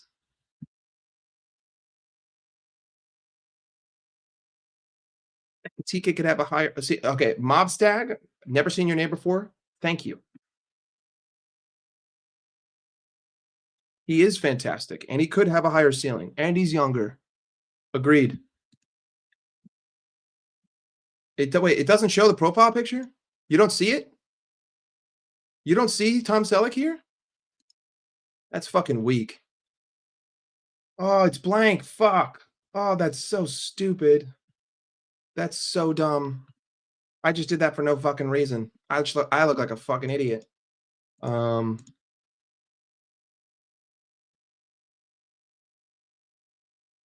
It will be as you're missed. You think that, first off, haven't seen you. Appreciate you chatting. You think that if they get good, I'm just going to shut up? I definitely may get less people watching me, though. But I don't really care who watches. As long as you're here and you're having fun, I'm having a good time. I have gone way too fucking long today. Lot of digressions here. A lot of digressions. Wonderful breakdown on the Frankfurt game. I felt I was watching James Alcott. Quality analysis. Well, thank you. Thank you very much. Big up, Mr. United fan. You're a citizen. What are you doing here? What are you doing here, you mank bastard? What are you doing in my chat? This is a Liverpool community. How dare you? How dare you? How dare you? Blue does not mix with red. Big up, though. You're a Jets fan. Sincerest apologies. Salah start Brentford, wins 7-0. Maybe. He's bought into Palace. Ed, I sincerely have to send you my deepest condolences for the fact that you are indeed a Jets fan. That is more painful than anything. I'm sorry. See, you're going too deep now. Huge chart. It's supposed to just be a simple joke. It's not supposed to be taken and like let's do a biopsy here of the biology of said thing. That's too deep. Too much detail. Any good comedian will tell you. You don't have to dig too deep. Scared of a knife and a computer. See, you know what I'm fucking saying? You get it. You get it. You get it. If people want me to do one, I'll do one. People want me to do a Brentford watch along. It's at noon. It's the games that are before noon that I'll probably never do a watch along. If you want me to do one, you can type one in the chat. If I see enough, I'll do it. But I'll definitely be doing a reaction after. I hope it was a joke. That's fucking gross. No offense to anyone who actually eats rice and beans. But also, real offense to anyone who eats rice and beans. If you continue playing Salah, you won't make top 4. Well, real McCoy, I don't agree with you. Because I don't think that Mohamed Salah is the main problem. I think he's a symptom of the main problem. Well,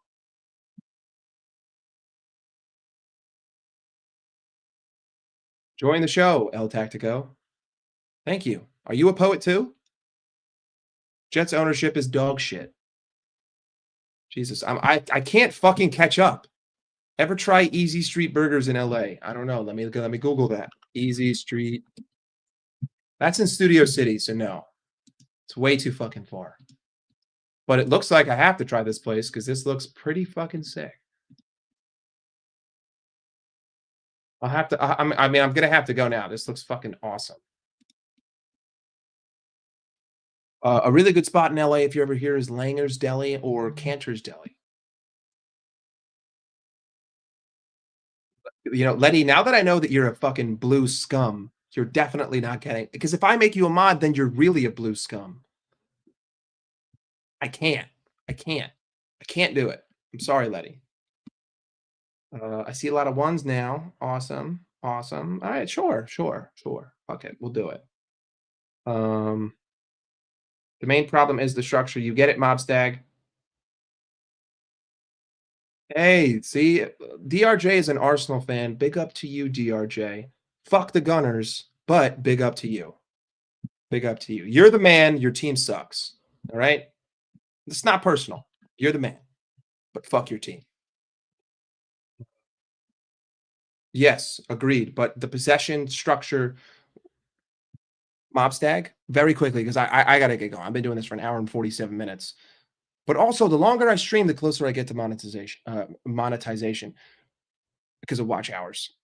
Mobstag, the structure in possession is directly indicative of how you get counterattacked. So if the structure that you have in possession is poor, when you get dispossessed, you're wide open. That's what you saw in the first goal that we conceded against Frankfurt. So while your statement is inherently true, one of them is the causation of the other. Out of possession structure is directly related to in possession structure, unless the other team is passing the ball at the back, of which we were in the 4-4-2, of which we were perfectly fine. The issue is when you go to a 4-2-4, the front four is too easily bypassed, and then it turns into a 6-on-6, and we just aren't good like that. Almost caught up. Jesus Christ. The main problem is slot talent ID. Habibi, I don't have the energy to argue with you right now. You slow like a granny. Fuck you, bitch. How about that? City fans eat rice and beans. I hope so. I hope so. And I hope they drink tea. I hope they drink tea without biscuits. I hope they drink bland, bagged tea, and they leave the bag in without biscuits. Fuck Brentford. I like watching football. I'm done watching long throw-ins. Okay. How many actual LFC fans in here? I don't fucking know, dude. I don't know. Where are we? We are here. We are now. Nunez, don't be a fraud here. I'm almost caught up. Even out of possession, though, our press is so ass. Well, that's just because we switched from a 4-2-4 to a 4-4-2. I just don't think that this team has the ability to play two in midfield at any point. I think you need to have at least 3, if not 4, especially when we're out of possession. Sustained out of possession. But sustained out of possession structure isn't killing us because teams are not slicing through us when it's sustained possession. Teams are slicing through us on the transition. Therefore, the more deadly out of possession structure is indicative of the in possession structure. Just said a whole lot of fucking words, but I'm getting tired now.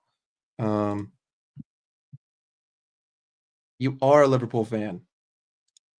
Mike, been to London before. I've been to Heathrow Airport. I haven't actually been to London. I had a layover in Heathrow. When I was 18, I went to Europe after I graduated high school with my parents, and we had a layover in Heathrow to then go to Warsaw. We started in Poland, and we drove all the way east to Brussels, stopping in cities along the way, and then we took the Brussels train from Brussels to Paris. We stopped in Amsterdam first, then we went up to Brussels, then we went down to Paris, and then from Paris we flew back home. Spending a certain amount of days in each city along the way, drove across the Autobahn, but I was only in the airport, and I've only ever been in one car that has the opposite side driver's seat, and that was the bus to take us from one terminal to the other.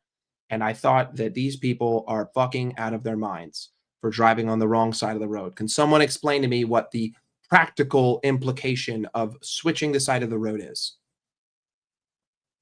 Tradition. Hey, love your style, Pat. Haven't seen you yet. Appreciate you chatting. Big up.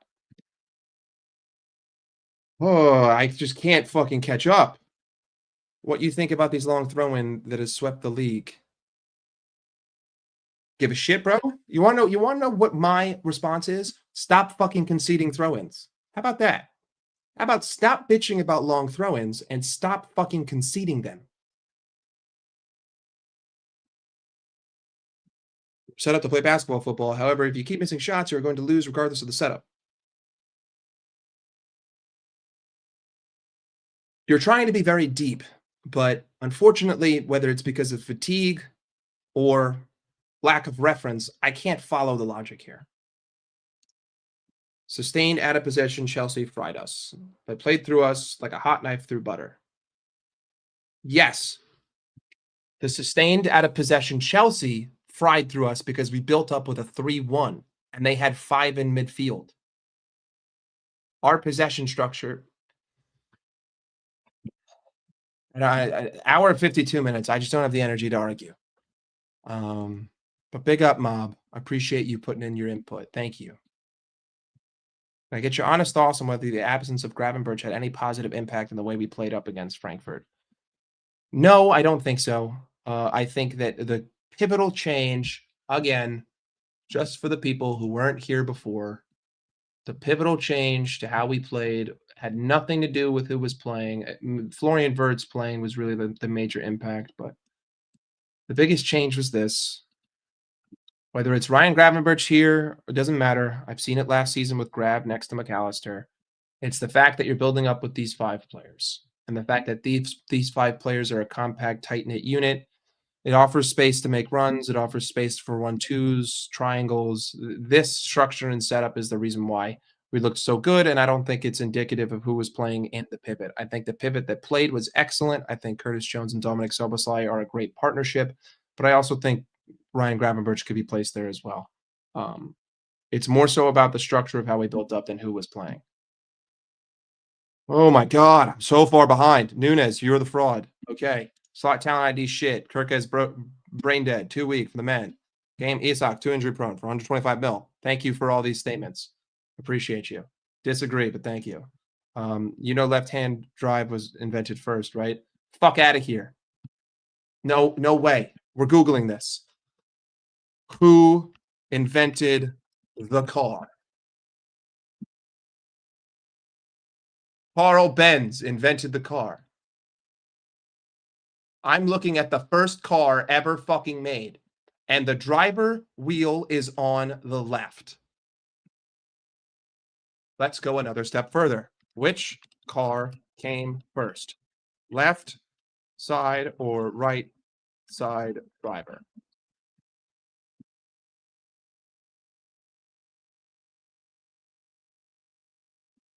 Huh. It appears we're both wrong. Neither came first. We're fucked. Me and you were cooked. Neither of them came first. But when I type car, this is that's the first Model T. All right, we both lose. Keep it moving. Am I an F1 fan? No, I don't like watching things do the same thing over and over and over. But I would go to an F1 event. I think it would be cool. I think going to one time would be a really cool experience. But I will not sit here and for 5 fucking hours watch a guy do laps. Maybe NASCAR is giving me some trauma. But I would also go to the Indy 500 because I would just get fucked up.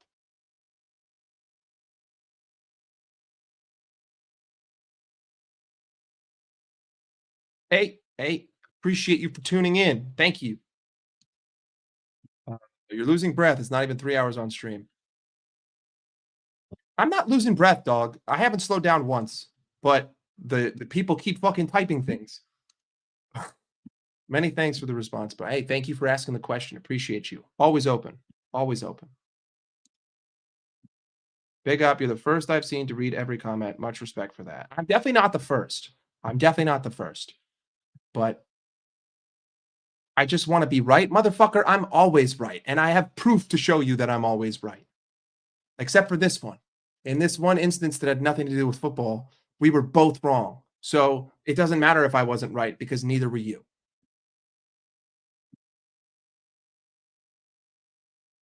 Something, I think it's Carl Benz. All right. And we have finally caught up. NASCAR is worse than F1. No shit. Thanks. Wagwan. Hey, I haven't seen this name before. Wagwan yourself. Your coach complaining about long balls. Hey, I don't agree with the long ball bullshit. I hope you're doing well. I haven't seen your name either. Senor Roach. Hope you're doing well. You're definitely not right, Nems. I could just tell you right. I don't know what you're talking about, but you're definitely not right. What is that on my? Is that a part of the sweatshirt?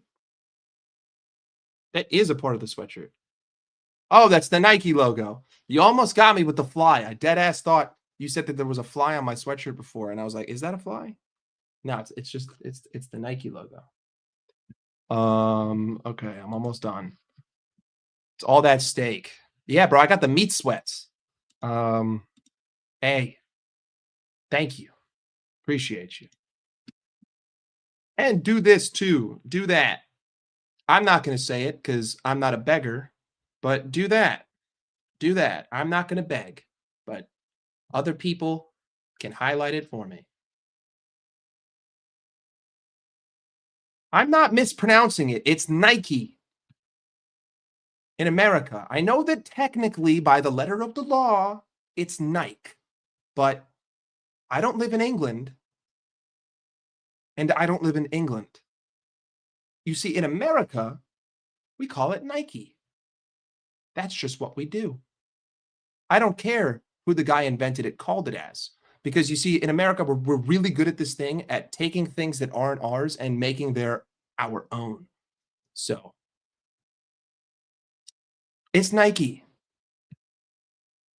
Hang on, one sec. Is my thing covering it?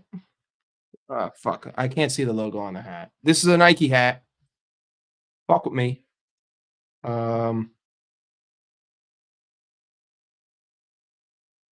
Hey, get carried away with emotion in certain areas. I just realized I've been wearing these headphones for 2 hours. Not a single sound has come through them.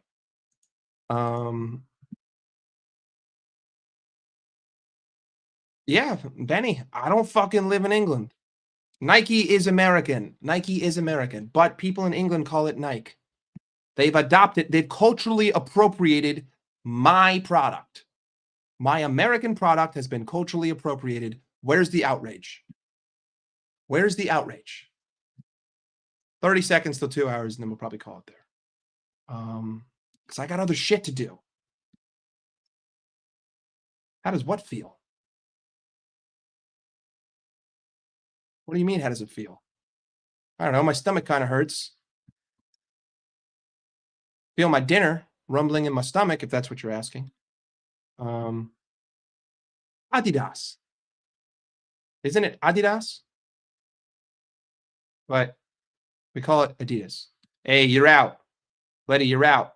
Peace out, you blue bastard. Big up, though. No, there is no Y, but there is an E. So you call it Nike E.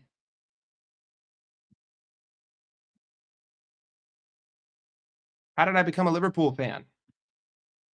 When I was a kid moved to my school from New Zealand. His family was Liverpool fans. I watched my first soccer game, first football game. It was a Liverpool game, 2004. Didn't watch, started playing FIFA 08, started using Liverpool, started following the club in like 2011. No, it's Mike. Mike, Mike, Mike, Mick, Mike. Not Mike E. Mike E would put a Y at the end. Hey, big up to ends. Big up to the last 30 minutes of this has just been like nothing about football. I've just been fucking entertaining the chat, and I finally have caught up here. Nike Mikey. See?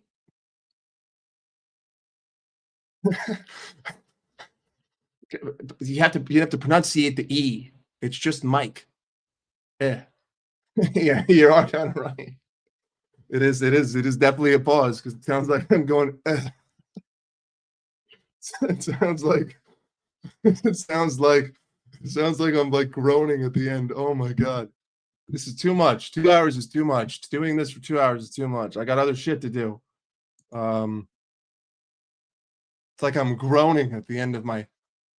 No, okay. There's so many different jokes I could make there, but I have to make sure that my non-monetized channel is capable of being monetized. I can't go too deep. Can't go too deep. Pause. Also, that's another thing people in Europe don't do. They've culturally appropriated the phrase pause, but they never do the right. Like when you say pause, you're supposed to go pause. You know what I mean? I'm supposed to go pause because this makes a pause symbol. Pause. So the next time you say pause and you're with your friends, that's what you should do. But you got to make sure you start with the pause because it gets everyone's attention.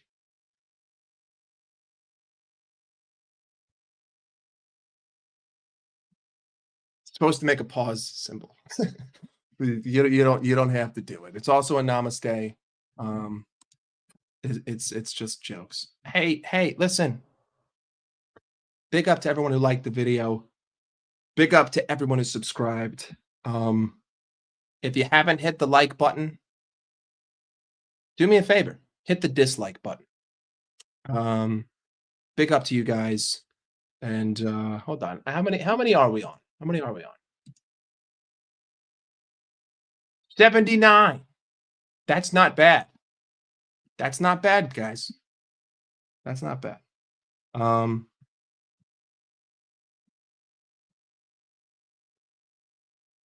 Where do you get a T from? How does this look like a T, DRJ? If anything, this looks like an I. At best, an I. T. This would be a T. This would be timeout. You know, American sports. Timeout.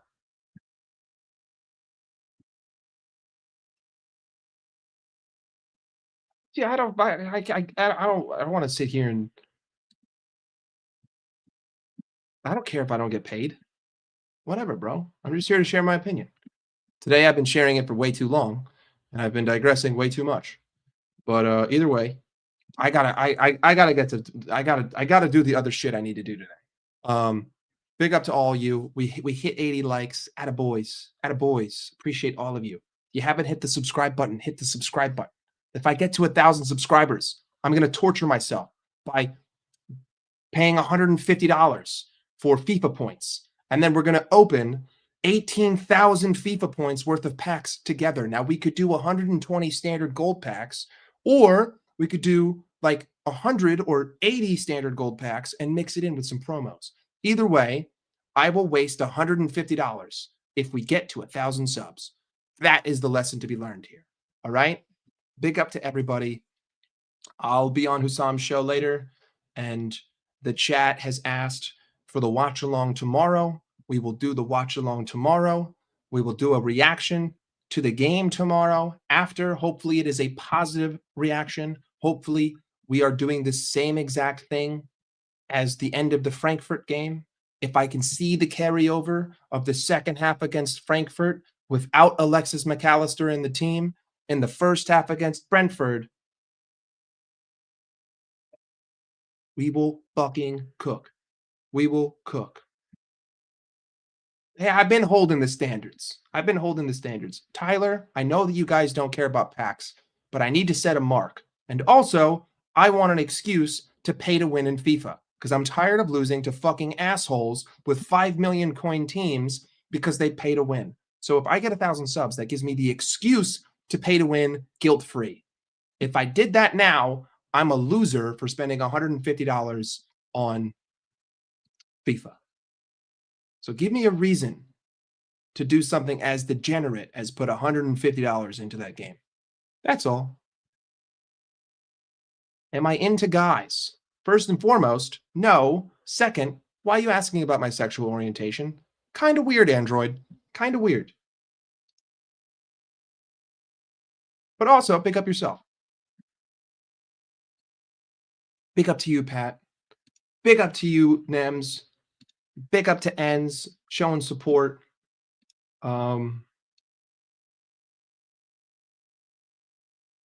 In a way. In a way. I'm a real boy. Pinocchio, sorry. Okay, okay. All right. No more. No more. Um, big up to you. I haven't seen you all day, but I'm sorry. Okay, okay. I gotta go. I gotta no more. No more.